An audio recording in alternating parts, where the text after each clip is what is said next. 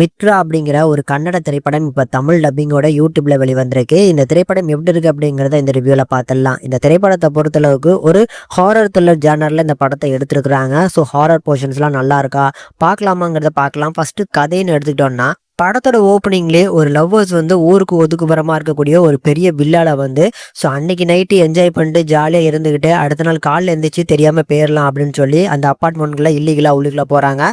So போன அவங்க வந்து பார்த்தீங்கன்னா மர்மமான முறையில் இறந்து போகிறாங்க. அங்கே அன்னைக்கு நைட்டு வேலை பார்த்துட்டு இருந்த வாட்ச்மேன் வந்து ஸோ இவங்க வந்து சாதாரணமாக இறந்து போல இவங்க பேய் அடிச்சு தான் செத்து போனாங்க அப்படின்னு சொல்லி அந்த வீட்டு ஓனர்கிட்ட சொல்லி இதுக்கப்புறம் இங்கே என்னால் டியூட்டி பார்க்க முடியாதுன்னு சொல்லிட்டு போயிடுறாரு. வீட்டு ஓனராக வரக்கூடிய நம்ம ஹீரோயினுக்கு இதில் பெருசாக நம்பிக்கை இல்லைனாலும் அங்கேயே நம்ம ஸ்டே பண்ணி பார்க்கலாம் அப்படின்னு ஸ்டே பண்ணுறாங்க. அதுக்கப்புறம் அந்த வீட்டில் அவங்களுக்கு என்னெல்லாம் ஃபேஸ் பண்ணாங்க ஒரு கட்டத்துக்கு மேலே அவங்களுக்கும் வந்து பார்த்தீங்கன்னா ஒரு சில அமானுஷமான விஷயங்கள் இங்கே ஏதோ நடந்திருக்கு அப்படின்னு சொல்லி அவங்களும் சந்தேகப்படுறாங்க. ஸோ அதுக்காக வெளியிலேருந்து ஒரு சில ஆட்களை கூப்பிட இதுக்கப்புறம் என்னென்ன நடக்குது அப்படிங்கிறத ரொம்ப அழகாக சொல்லியிருப்பாங்க.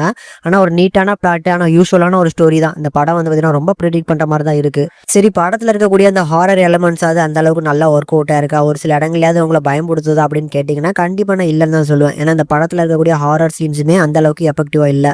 கதையுமே வந்து பார்த்தீங்கன்னா அவங்கள்ட்ட வந்து பெருசாக இல்லை. ஸோ அதை இழுன்னு இழுத்து ஃபர்ஸ்ட் ஹாஃப் வரைக்கும் வந்து பார்த்தீங்கன்னா பயங்கர போரிங் தான் அடிச்சுது. சரி செகண்ட் ஹாஃப்க்கு அப்புறம் தான் என்ன கதைன்னு சொல்ல போகிறாங்க. அந்த வீட்டுக்குள்ளே இருக்கக்கூடிய ஒரு ஆன்மா இருக்குது அப்படின்னா கண்டிப்பாக ஏதாவது ஒரு ஃப்ளாஷ்பேக் வச்சுருப்பாங்க இல்லை ஏதாவது ஒரு ஸ்டோரி சொல்ல போகிறாங்கல்ல அதையாவது நல்லா இருக்குமா அப்படின்னு வெயிட் பண்ணேன். அதுவுமே பெருசாக சொல்கிற மாதிரி அந்த அளவுக்குலாம் இல்லை.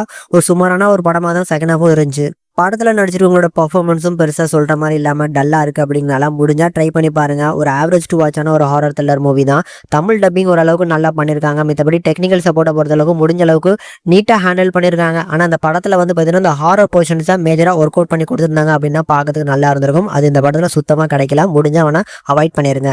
அடல்ட் கண்டென்ட் இருக்கா ஃபேமிலியோட உட்காந்து பார்க்கலாமா அப்படின்னு கேட்டிங்கன்னா கண்டிப்பாக ஃபேமிலி வாட்சபிள் தான். பெருசாக அடல்ட் கண்டென்ட்லாம் கிடையாது. இன்கேஸ் இந்த படத்தை பார்த்த யாராவது இருந்தீங்க அப்படின்னா உங்களுக்கு இந்த படம் எப்படி ஒர்க் அவுட் ஆச்சா இல்லையா அப்படிங்கிறத கமெண்ட்ல லீவ் பண்ணுங்கள். உங்களோட ரேட்டிங் என்ன அப்படிங்கிறது மறக்காமல் கமெண்ட் செக்ஷனில் கமெண்ட் பண்ணுங்கள்.